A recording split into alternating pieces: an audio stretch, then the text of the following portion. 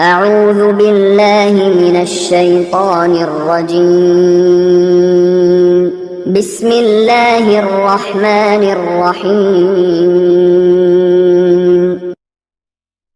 الحمد لله رب العالمين والعاقبة للمتقين والصلاة والسلام على سيد الأنبياء والمرسلين وعلى آله وأصحابه وأهل بيته وأمته أجمعين أما بعد فقد قال الله تعالى في القرآن العظيم والفرقان المجيد بعد أعوذ بالله من الشيطان الرجيم بسم الله الرحمن الرحيم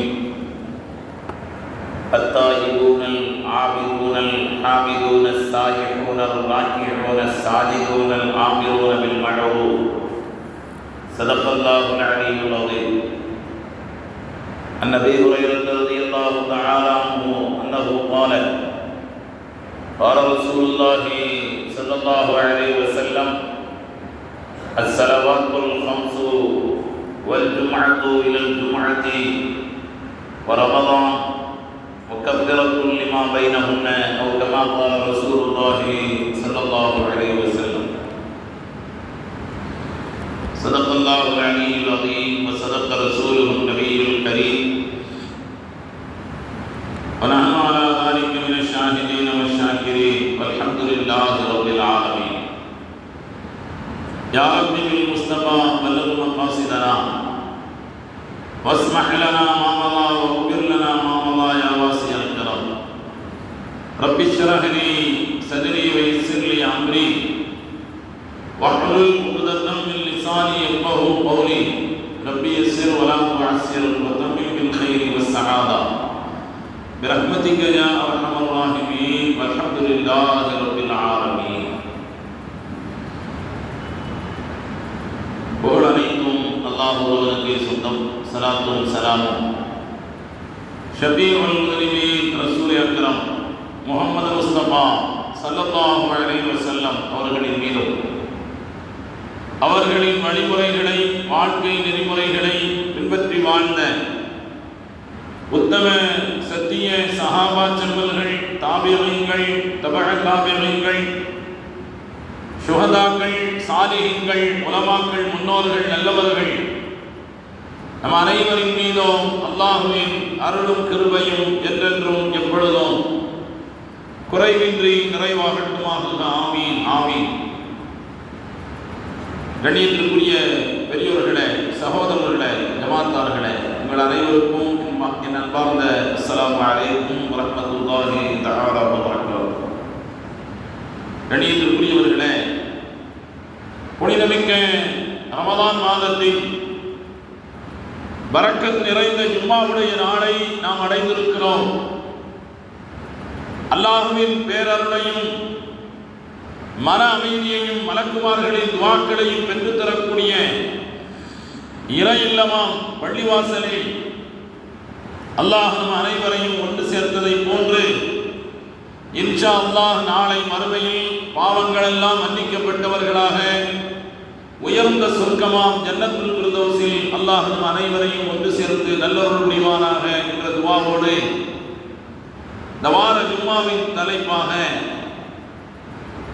தவறுகளை திருத்திக் கொள்வதற்கும் சுய வாழ்வில் திருத்திக் கொள்வதற்கும் ரமலான் ஒரு மகத்தான வாய்ப்பு என்ற தலைப்பின் கீழ் ஒரு சில செய்திகளை உங்களோடு நான் பகிர்ந்து கொள்ள ஆசைப்படுகிறேன். கண்ணியத்திற்குரியவர்களே, ரமலானுடைய மாதத்தில் ஜும்மாவுடைய நாள், அதுவும் பள்ளிவாசலில் என்ற வார்த்தைகளை எல்லாம் பயானிலே குறிப்பிடுவதற்கு ஒரு அர்த்தம் இருக்கிறது. குர்ஆன் ஷரீஃப் ஒரு வார்த்தையை அல்லாஹ் பயன்படுத்துவான், நூர் அலா நூர், ஒளிக்கு மேல் ஒளி, வெளிச்சத்திற்கு மேல் வெளிச்சம், வெற்றிக்கு மேல் வெற்றி போன்ற வார்த்தைகளை அல்லாஹ் குர்ஆன் ஷரீஃபிலே பயன்படுத்துவான். ரமலான் ஒரு பெரும் பாக்கியம். காலங்களிலே ரமலான் ஒரு பெரும் பாக்கியம் என்று சொன்னால், வாரத்தினுடைய நாட்களிலே ஜும்மாவுடைய நாள் அது ரொம்ப பெரும் பாக்கியம். அது மட்டுமல்ல, ஜும்மாவுடைய நேரத்திற்கு நாம் முன்கூட்டியே வந்து பள்ளிவாசலுக்கு அமர்ந்திருக்கிறோமே, இது அல்லாஹ் நமக்கு கொடுத்திருக்கக்கூடிய ரொம்ப மிகப்பெரிய வாய்ப்பு. கண்ணியத்துக்குரியவர்களே, பள்ளிவாசலில் நேரம் ஒதுக்கி உட்காருவதே அல்லாஹ் தேர்ந்தெடுத்த மனிதர்களுக்கு மட்டுமே செய்யக்கூடிய நல்வாய்ப்பு என்பதை நாம் புரிந்து கொள்ள வேண்டும். கண்ணியத்துக்குரியவர்களே, பள்ளிவாசல் என்பது உலகத்தில், இந்த பூமியில் அல்லாஹுவுக்கு ரொம்ப பிடித்தமான இடம் பள்ளிவாசல். அங்கு அது அல்லாஹுக்காக வேண்டி மட்டுமே உள்ள இடங்கள். தனி மனிதர்கள் யாரும் ஆதிக்கம் செலுத்த முடியாது, தனி மனிதர்கள் யாரும் உரிமை கொண்டாட முடியாது. அல்லாஹ்வினுடைய நேரடியான அல்லாஹ்வின் அதிகாரம் வெளிப்படக்கூடிய இடம் இறை இல்லம், பள்ளிவாசல்கள். அதனால் மலக்குமார்கள் அங்கே அதிகமாக குழுமுகிறார்கள். ஒரு மனிதன் தனியாக தொழுது கொண்டிருக்கிறான் வைத்துக் கொள்ளுங்கள். பகல் நேரத்திலோ இரவு நேரத்திலோ பள்ளிவாசலில் தனியாக தொழுது கொண்டிருக்கிறார்.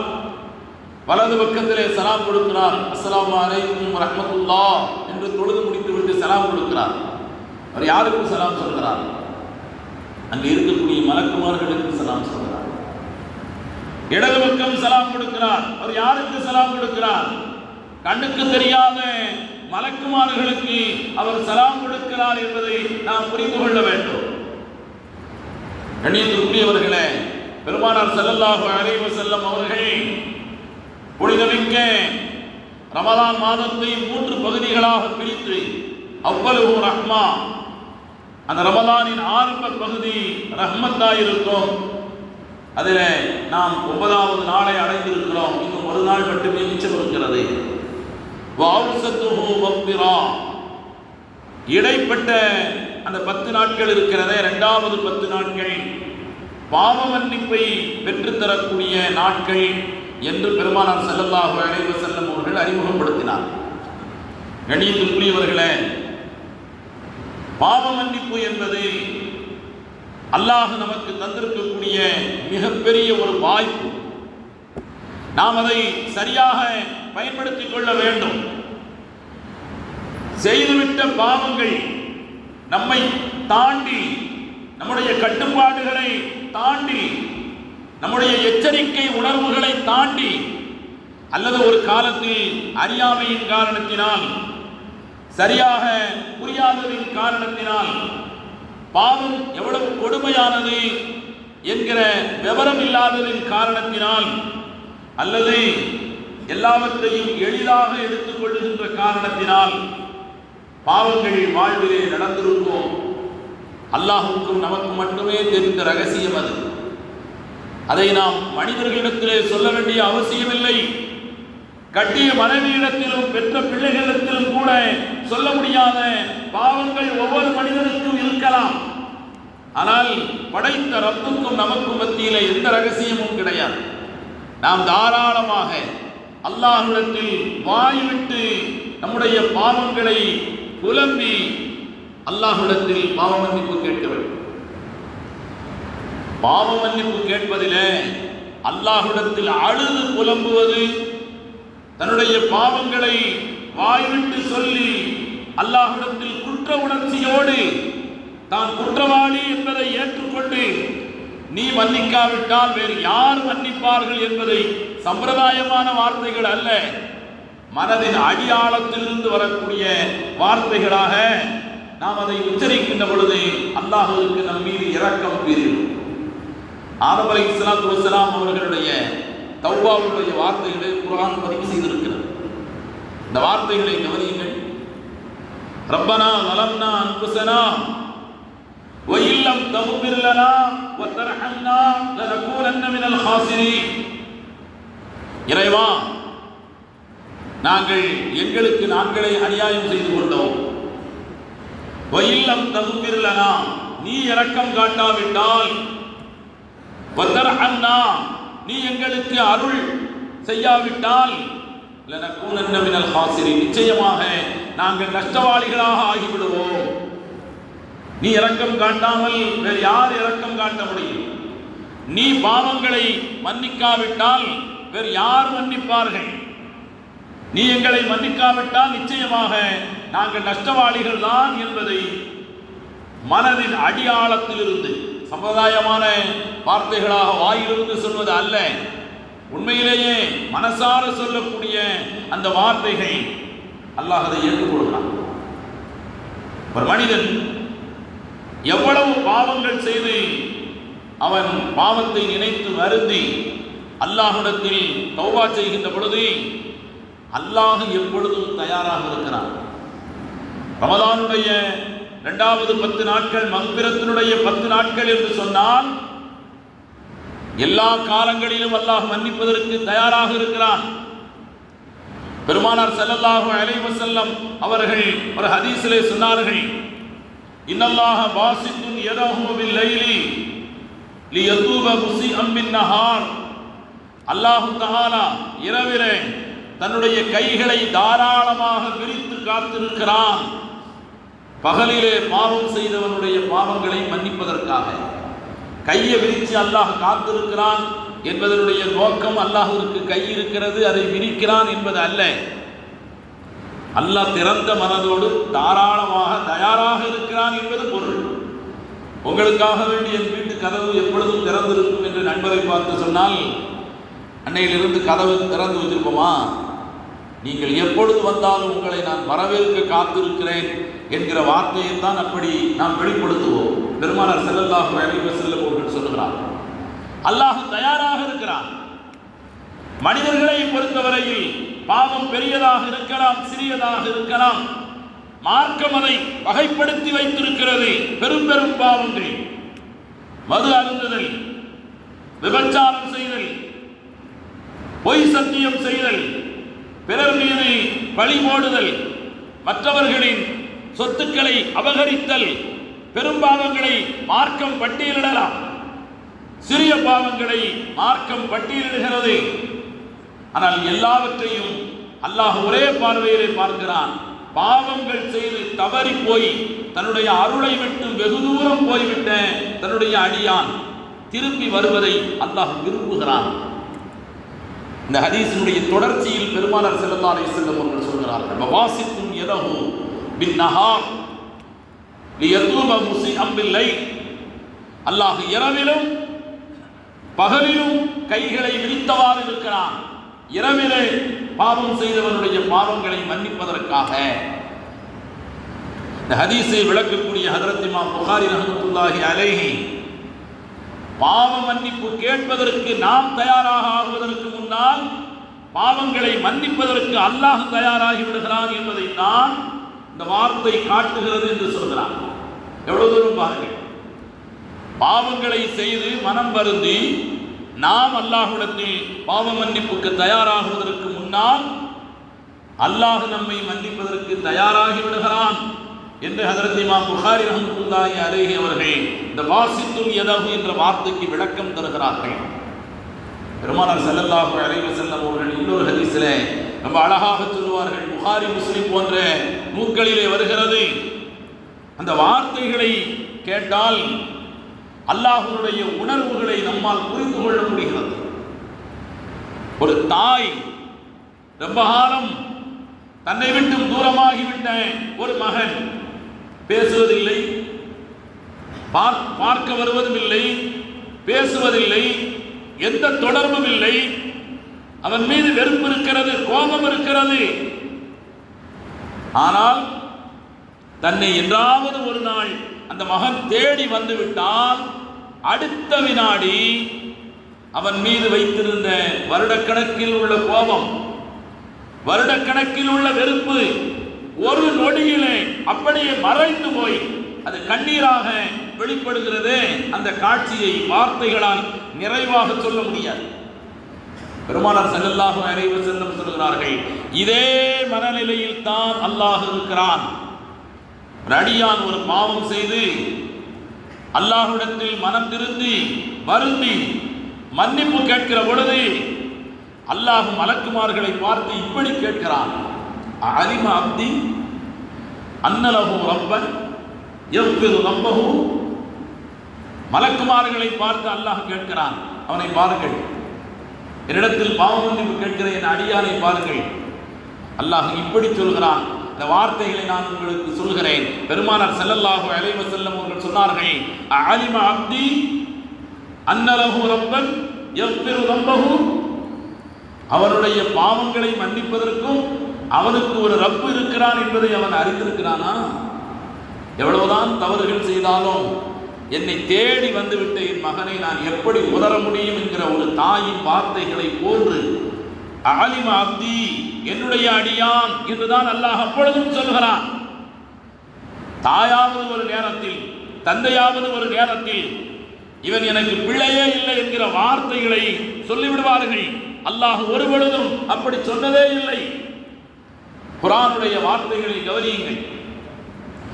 யா இபாதி அல்லதீன அஸ்ரஃபு அலா அன்ஃபுஸிஹிம், தங்களுக்கு தாங்களே பாவங்களின் மூலமாக அநியாயம் செய்து கொண்டு வரம்பு மீறிய என்னுடைய அடியார்களே, வரம்பு மீறியவர்களே என்று அல்லாஹ் சொல்ல மாட்டான். வரம்பு மீறிவிட்டு என்னுடைய அடியார்களே, அப்பொழுதும் நீ என்னுடைய அடியான் தான், நான் உன்னுடைய ரப்பு தான் என்பதை அல்லாஹ் அழுத்தம் திருத்தமாக பதிவு செய்கிறான். அல்லாஹ்வுடைய இரக்கத்தை விட்டு நீங்கள் நிராசை அடைந்து விடாதீர்கள். நீங்கள் எந்த எல்லையை கொண்டு வந்து நிறுத்தி இதற்கடுத்து அல்லாஹ் இறக்கப்பட மாட்டான் என்று நீங்கள் சொல்லவே முடியாது. அல்லாஹ் தயாராக இருக்கிறான், இறக்கப்படுவதற்கு அல்லாஹ் தயாராக இருக்கிறான். அந்த ஹதீஸில் 3 முறை அப்படி பெருமானார் ஸல்லல்லாஹு அலைஹி வஸல்லம் அவர்கள் சொன்னார். திரும்ப பாவம் செய்கிறான், அல்லாஹ்வின் அருளை விட்டு தூரமாகிறான். ஒரு நேரம் வருகிறது, பாவ மன்னிப்பு கேட்பதற்கு தயாராகிறான். இவனுக்கு இதே வேலையாக போய்விட்டது என்று அல்லாஹ் நினைப்பதில்லை. மீண்டும் சந்தோஷமடைகிறான். மலக்குமார்களிடத்தில் அல்லாஹ் பாராட்டுகிறான். அலிம அப்தி அன்னலஹு ரப்பன் யக்ஃபிரு தம்பஹு, அவன் பாவங்களையும் மன்னிப்பதற்கு ரப்பாகிய நான் ஒருவன் இருக்கிறேன் என்பதை நன்றாக அறிந்திருக்கிறானா என்று அல்லாஹ் கேட்கிறான். நாம் எதிர்பார்க்கிற அந்த உதாரணத்தையே பெருமானார் ஸல்லல்லாஹு அலைஹி வஸல்லம் அவர்கள் சொன்னார்கள். ஒரு போர்க்களம் முடிந்து ஒரு தாயார் அந்த போர்க்களத்தில் நடைபெற்ற குழப்பத்தில் தன் கை குழந்தையை எங்கேயோ தவற விட்டு விட்டாள். பெருமானார் ஸல்லல்லாஹு அலைஹி வஸல்லம் அவருடைய காலத்தில் நடந்த நிகழ்வு. அந்த தாயார் தவிப்போடு அங்குமிங்கும் ஓடுகிறாள். யார் இருக்கிறார்கள், யார் நம்மை பார்க்கிறார்கள் என்பது எதுவும் தெரியவில்லை. கை குழந்தையை விட்டு பிரிவது என்பது ஒரு தாயாரை பித்து பிடிக்க செய்துவிடும், நிலைகுலைய வைத்துவிடும். அங்குமிங்கும் ஓடுகிறாள். ஆண்களின் கூட்டத்தை தாண்டி ஓடுகிறாள். பிட குவியல்களுக்கு மத்தியிலே தேடி அலைகிறாள். எங்காவது நம்முடைய பிள்ளை பிணமாகவோ உயிரோடாகவோ இருக்கிறானா என்பதை தேடி அலைகிற அந்த தாயாரை பெருமானார் ஸல்லல்லாஹு அலைஹி வஸல்லம் அவர்கள் பார்த்து கொண்டிருக்கிறார். ஒரு கட்டத்தில் திடீரென்று போர்க்களத்தில் தோல்வியுற்றவர்கள் கைதிகளாக ஒரு இடத்திலே உட்கார வைக்கப்பட்டிருக்கிறார்கள். அங்கே ஒரு கை குழந்தை இருக்கிறது. ஓடி போய் பல ஆண்களுக்கு மத்தியில், கைதிகளுக்கு மத்தியில் நடுவிலே இருக்கக்கூடிய தன்னுடைய கை குழந்தையை இந்த பெண் பார்த்தவுடனே அதை தூக்கி நெஞ்சோடு அணைத்து அந்த பிள்ளைக்கு பால் கொடுக்க துவக்குகிறாள். பெருமானார் ஸல்லல்லாஹு அலைஹி வஸல்லம் அவர்கள் அப்பொழுது சஹாபாக்களை பார்த்து சொன்னார்கள், லல்லாஹு அஷத்து ஃபர்ஹத்தன் பிதௌபத்தி அப்திஹி மின் ஹாதிஹி லவ் கமா கால ரசூலுல்லாஹி ஸல்லல்லாஹு அலைஹி வஸல்லம். கொஞ்ச நேரத்தில் தன்னுடைய அடியானை, தன்னுடைய பிள்ளையை காணாமல் தவித்து போன அந்த தாயார் கண்டவுடனே எவ்வளவு சந்தோஷப்பட்டாலோ, ஆண்களுக்கு மத்தியில் அப்பிள்ளையை பார்த்தவுடனே நெஞ்சோடு அணைத்து மற்ற ஆண் தன்னை பார்க்கிறார்கள் என்கிற எண்ணமெல்லாம் அந்த பெண்ணுக்கு இல்லை. மார்பகத்தில் அந்த பெண்ணுக்கு, அந்த பிள்ளைக்கு பால் கொடுக்கிறாள் என்று சொன்னால் அவள் அடைந்த சந்தோஷம் அவன் இருக்கின்ற இடத்தை அவளுக்கு மறக்கடிக்க செய்து விட்டது.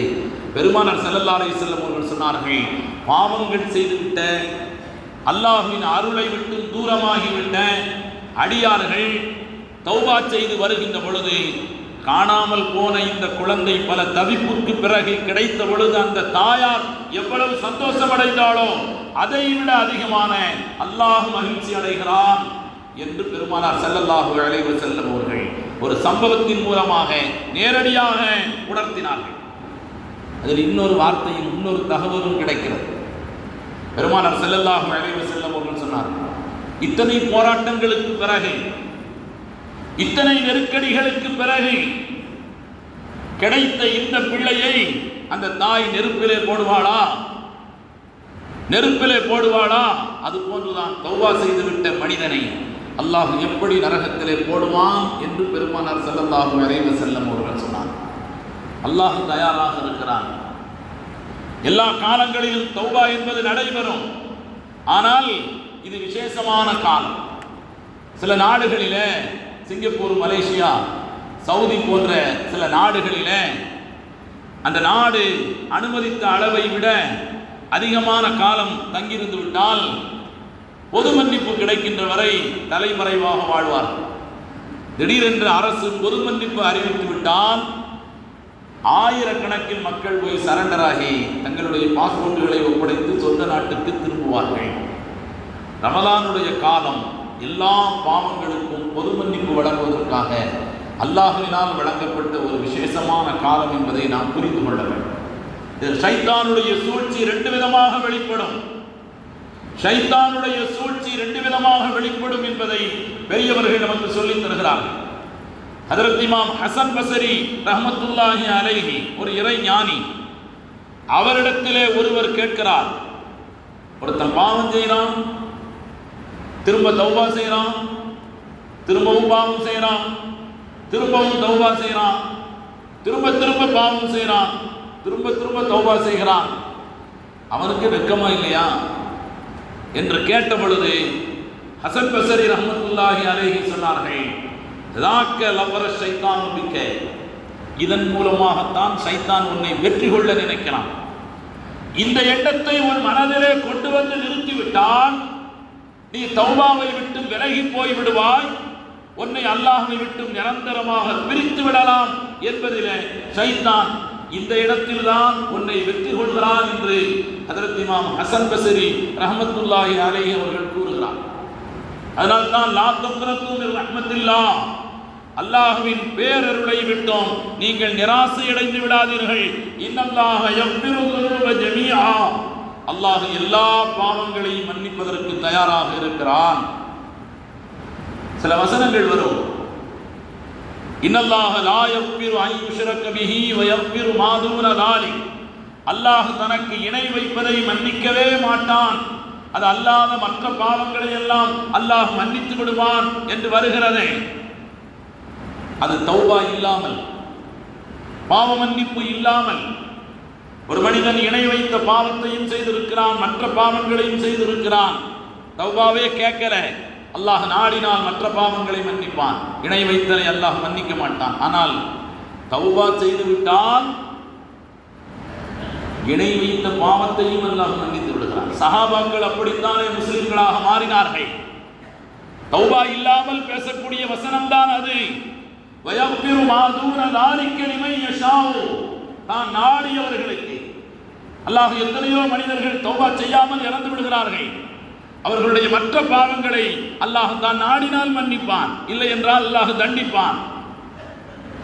இணை வைக்குதல் என்பதை அல்லாஹ்விடத்தில் மன்னிப்பு கேட்காமல் அல்லாஹ் மன்னிக்க மாட்டான். அல்லாஹ்விடத்தில் வருந்தி அந்த பாவத்தை விட்டு மன்னிப்பு கேட்டால்தான் அல்லாஹ் மன்னிப்பான்.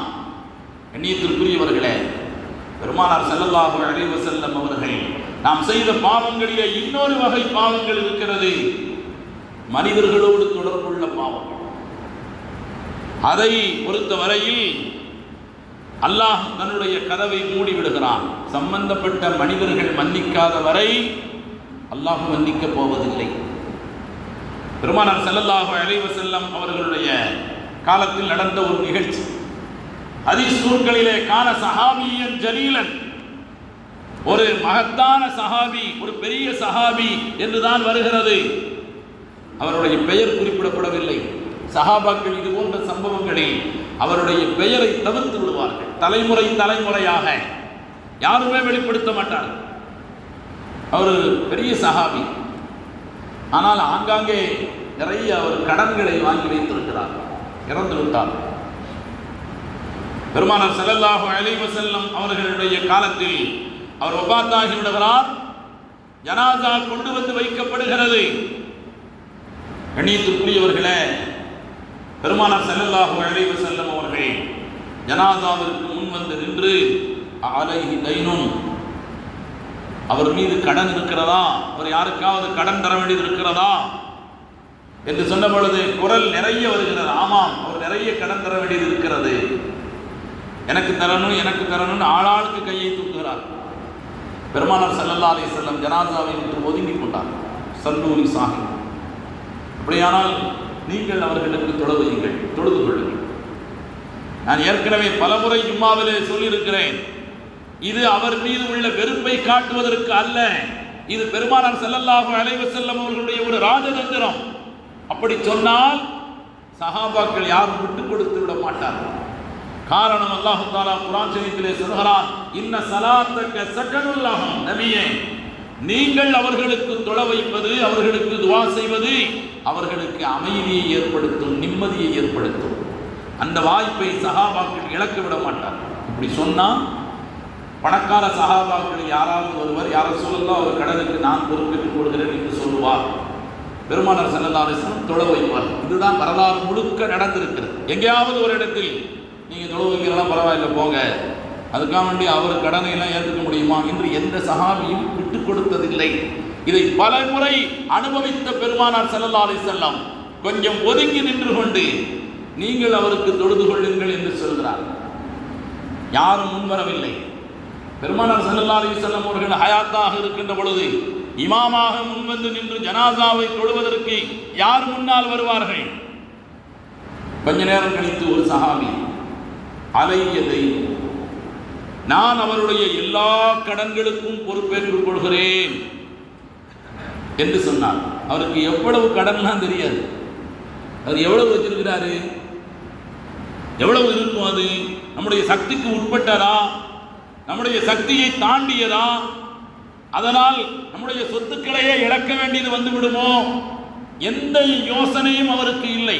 சஹாபாக்கள், அல்லாஹ் சஹாபாக்களை ரலியல்லாஹு அன்ஹும் வரது அன்ஹும், அல்லாஹ் அவர்களை பொருந்திக் கொண்டான், அவர்களும் அல்லாஹ்வை பொருந்திக் கொண்டார்கள் என்கிற அந்த மகத்தான பட்டம் இருக்கிறதே, அது அல்லாஹ் சும்மா தூக்கி கொடுத்ததில்லை. சஹாபாக்கள், அல்லாஹ் குர்ஆன் ஷரீஃபிலே குறிப்பிடுவான். ஒரு 2 நாட்களுக்கு முன்னால் தராவீஹ் தொழுகையிலே வந்த வசனம், வருதுவான் மினல்லாஹி அக்பர் தாலிக ஹுவல் ஃபௌஸுல் அஸீம், அல்லாஹ்விடமிருந்து கிடைக்கக்கூடிய குறைந்த அளவிலான திருப்தி ஆகப்பெரியது, அதுதான் மகத்தான வெற்றி என்று அல்லாஹ் குறிப்பிடுகிறான். அப்படிப்பட்ட இறைவனின் திருப்தியை, ரிலாவை முழுமையாக பெற்ற சஹாபாக்கள் சும்மா தூக்கி கொடுத்துட மாட்டான். அவர்கள் எதை பற்றியும் யோசிக்கவில்லை. ஒருவர் மௌத்தாகி விட்டார், அவருக்கு பெருமானாருடைய துவா கிடைக்க வேண்டும், அவர் மன்னரை வாழ்வு இந்த நிமிடத்திலிருந்து மகத்தான வசந்தமாக மாற வேண்டும், அதற்கு எதை வேண்டுமானாலும் செய்கிறேன், அலையதைனோ யார் ரசூலுல்லாஹ் என்று சொல்கிறார். தொழுகையெல்லாம் முடிந்து விட்டது. இந்த இடத்தில் தான் நாம் கவனிக்க வேண்டும். பெருமானார் ஸல்லல்லாஹு அலைஹி வஸல்லம் அவர்கள் ஒட்டுமொத்த சமுதாயத்தின் மீது மட்டுமல்ல, தனித்தனி மனிதர்களின் விஷயத்திலும் எப்படி அக்கறை செலுத்தினார்கள் என்பதற்கு ஒரு மகத்தான உதாரணம். மறுநாள் அந்த சஹாபி, கடனுக்கு பொறுப்பேற்றுக் கொண்ட அந்த சஹாபியை பார்த்து தொழுகை முடித்ததற்கு பிறகு, அகலைத்த தைனஹு, அவர் கடனை முடிச்சிட்டீங்களா என்று கேட்டார். லா யா ரசூலுல்லாஹ், இல்லை, இன்னும் இல்லைன்னு. ரசூலுல்லாஹ் ஏன்னு கேட்கல, பல காரணங்கள் இருக்கலாம், அது நிறைய இருக்குது, என்கிட்ட அவ்வளவு பணம் உடனடியாக இல்லை. மீண்டும் தோண்டி துருவி கேட்பது அவருக்கு ஒரு எரிச்சலை தந்து விடலாம். ஒரே வார்த்தை கேட்டார்கள், கலைத்த தைனம், அவர் கடனை முடித்து விட்டீர்களா? லா யா ரசூலுல்லாஹ், இல்லை. பெருமானார் ஸல்லல்லாஹு அலைஹி வஸல்லம் அவர்கள் விட்டு விட்டார். 2வது நாளும் அவரை பார்த்து, கலைத்த தைனம், அவர் கடனை நிறைவேற்றி விட்டீர்களா என்று கேட்டார். லா யா ரசூலுல்லாஹ், இல்லை. 3வது நாளும் பெருமானார் ஸல்லல்லாஹு அலைஹி வஸல்லம் கலைத்த தைனம், அவர் கடனை நிறைவேற்றி விட்டீர்களா என்று கேட்டார். கோபப்படலை. நான் 3 நாளாக கேட்டுக்கிட்டு இருக்கிறேன், இல்லைன்னு சொல்றீங்களே. கடன் விஷயத்தில் வாங்கியவர்கள் கோபப்படுவதற்கு மார்க்கத்தில் அனுமதியே இல்லை. ஹதீஸ் ஷரீஃப் ரொம்ப வலுவாக சொல்லுங்க. பள்ளிவாசலுக்கு உள்ள உலக விஷயங்கள் சப்தமிட்டு பேசக்கூடாது. பள்ளிவாசலுக்கு உள் பள்ளிவாசலில் உலக விஷயங்கள் சப்தமிட்டு ஒருவருக்கு ஒருவர் பேசுவது அது கூடாது. அதனால்தான் பெரியவர்கள் பள்ளிவாசலை உள்பள்ளிவாசல் வெளிப்பள்ளிவாசல் என்று பிரித்ததனுடைய நோக்கமே அதுதான். எதையாவது பேச வேண்டுமானால் வெளியிலே சென்று பேசிக் கொள்ளுங்கள். தொழக்கூடியவர்கள் குர்ஆன் ஓதக்கூடியவர்கள் உள்ளே இருந்து தொழவும் போதட்டும் என்பதற்காக வேண்டித்தான் இந்த உள்பள்ளிவாசல் வெளிப்பள்ளிவாசல் என்று பிரிக்கப்பட்டது. அதுதான் காரணம். பள்ளிவாசல்கள் அது மஹ்கமாக்களாக நீதிமன்றங்களாக இருந்த காலம் அது.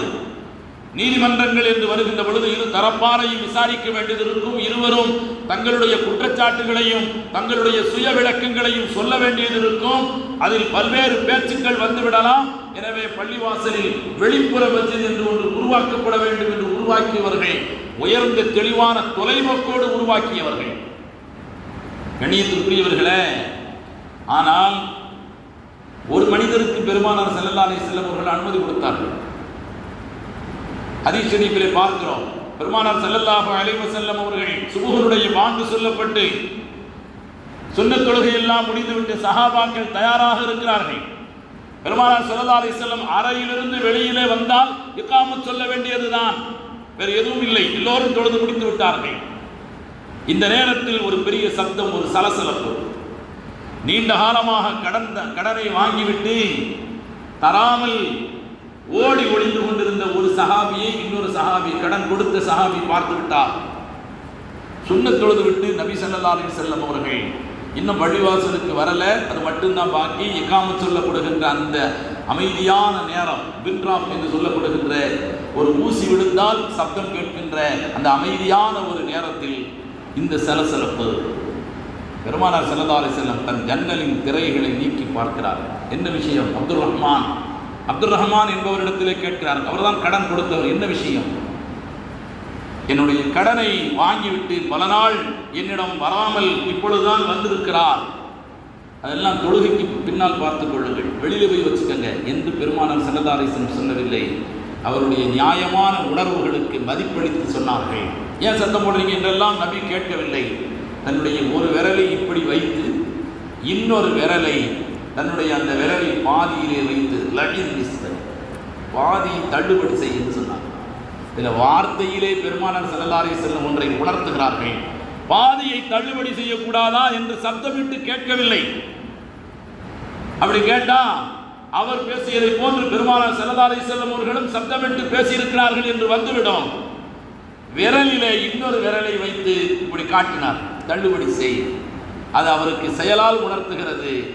சத்தம் போடாத, நான் எப்படி கையால காட்டுறேன், அந்த மாதிரி அவருடைய வார்த்தைகளை சுருக்கிக்கொள் என்பதை மானசீகமான முறையிலே சொன்னாலும் அவருக்கு அந்த உரிமை இருக்கிறது. அதனால் வாங்கியவர்கள் கோபப்படுவதில் அர்த்தம் இல்லை, கோபப்படவும் கூடாது.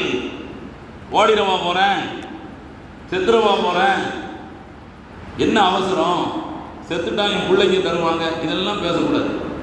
கடன் வாங்கியவர்களுக்கு இது போன்ற வார்த்தைகள் பேசுவதற்கு எந்த அதிகாரமும் இல்லை. இன்னொரு நேரத்தில் பெருமானார் ஸல்லல்லாஹு அலைஹி வஸல்லம் அவர்களிடத்தில் ஒரு யூதர் கழுத்திலே துண்டை போட்டு முறுக்குகிறான். லட்சக்கணக்கான தோழர்களுக்கு ஒரு தலைவராக இருக்கக்கூடியவர்கள் கழுத்திலே துண்டை போட்டு ஒருவன் முறுக்குகிறான். ஹதீஸ் ஷரீஃபிலே வருகிறது, அந்த துண்டினுடைய ஓரம் கழுத்திலே தடம் பதித்து கொஞ்சம் காயமாகவும் ஆகிவிட்டது. சில சஹாபாக்கள் அவரை அடிப்பதற்கு எழுந்த பொழுது நபி ஸல்லல்லாஹு அலைஹி வஸல்லம் அவர்கள் சொன்னார்கள், நான் வாங்கி இருக்கிறேன், அவர் தந்திருக்கிறார், அவருக்கு என்ன வேண்டுமானாலும் செய்கின்ற அதிகாரம் இருக்கிறது. உங்களுக்கு வர வேண்டிய கோபம் அவர் மீது அல்ல, அது உங்களுக்கு கோபமாக இருந்தால் எனக்காக வேண்டிய அந்த கடனை வேண்டுமானால் பொறுப்பேற்றுக் கொள்ளுங்கள், அதுதான் உங்களுடைய கோபத்தை தணிப்பதற்குரிய வழி என்று பெருமானார் ஸல்லல்லாஹு அலைஹி வஸல்லம் அவர்கள் சொன்னார். 3வது நாளும் கேட்டாங்க, அப்பதைத்த தைனமும் அவர் கடனை நிறைவேற்றி விட்டீர்களா? 3வது நாள் சொன்னார், நாம் யா ரசூலல்லாஹ், ஆமாம் கடனை நிறைவேற்றி விட்டேன் என்று சொன்ன பொழுது பெருமானார் ஸல்லல்லாஹு அலைஹி வஸல்லம் அவர்கள் சொன்னார்கள், அல் ஆன பர்தத் ஜில்து, இப்பொழுதுதான் இறந்துவிட்ட மனிதரின் அந்த உடலெல்லாம் குளிர்ச்சியாக ஆகியிருக்கிறது என்று சொன்னார்கள். அப்படியானால் அதுவரை அவர் ஒரு நெருக்கடியிலே இருந்திருக்கிறார், அதுவரை அவர் ஒரு நெருக்கடியான சூழலில் அவர் இருந்திருக்கிறார். இப்பொழுதுதான் அவர் குளிர்ந்திருக்கிறார் என்று பெருமானார் ஸல்லல்லாஹு அலைஹி வஸல்லம் அவர்கள் சொன்னார்கள். அல்லாஹ்விற்கு செய்த பாவங்களை நாம் தவிர்த்து கொள்வதற்கும் திருந்திக் கொள்வதற்கும் தவறுகளை திருத்திக் கொள்வதற்கும் ரமலான் ஒரு மகத்தான வாய்ப்பு. பாவங்களை விட்டும் ஒதுங்கி இருப்பதற்கு இது ஒரு பயிற்சி களம். இதையே எல்லா காலங்களிலும் உருவாக்க வேண்டும் என்பதற்காக அல்லாஹ் இந்த ரமலானை தந்திருக்கிறான். அதனால் தான் அல்லாஹ் ரமலானை பற்றி குறிப்பிடுகின்ற பொழுது அல்லக்கும் தத்தக்கும், நீங்கள் இரையச்சம் உடையவர்களாக மாற வேண்டும் என்பதற்காக. இந்த ஒரு மாச காலம் அல்ல, இந்த ஒரு மாச காலம் புறம் பேசக்கூடாதுன்னா மற்ற காலத்தில் புறம் பேசுவது கூடும் என்று ஆகிவிடும். இந்த ஒரு மாத காலத்தில் பொய் சொல்லக்கூடாது என்றால் பெருநாள் அன்னைக்கே ஆரம்பித்து விடலாம் என்பது அல்ல. இது நமக்கு பயிற்சி களம். இது நம்மை மற்ற காலத்திலும் வழிநடத்தக்கூடியதாக, நம்மை பாவங்களை விட்டு பரிசுத்தமாக்கப்பட்டவர்களாக ஆக்குவதற்கு இது ஒரு மகத்தான வாய்ப்பு. இதை பயன்படுத்திக் கொள்ளுங்கள் என்பதைத்தான் அல்லாஹ் அந்த வசனத்தின் மூலமாக குறிப்பிடுகிறான். அல்லாஹ் நாம் இளவயதில் செய்த பாவங்கள், தெரிந்தோ தெரியாமலோ செய்த பாவங்கள், மார்க்கத்தை அறிந்தவர்களாக அறியாதவர்களாக செய்த பாவங்கள், நம்முடைய பாவங்கள், நம்முடைய மனைவி மக்களின் பாவங்கள், நம்முடைய பெற்றோர்களின் பாவங்கள், உற்றார் உறவினர்கள் நண்பர்கள், உலகில் உள்ள முஸ்லிமான ஆண்கள் பெண்கள் அனைவருடைய எல்லா விதமான பாவங்களையும் புனிதமிக்க இந்த ரமலானின் காரணத்தினால் அல்லாஹ் மன்னித்து நல்லருள் புரிவானாக. ஆமீன். இந்த துஆவோடு நிறைவு செய்கிறேன். வஆஹிரு தஅவானா அல்ஹம்துலில்லாஹி ரப்பில் ஆலமீன். அஸ்ஸலாமு அலைக்கும் வரஹ்மத்துல்லாஹி தஆலா வபரகாத்துஹு.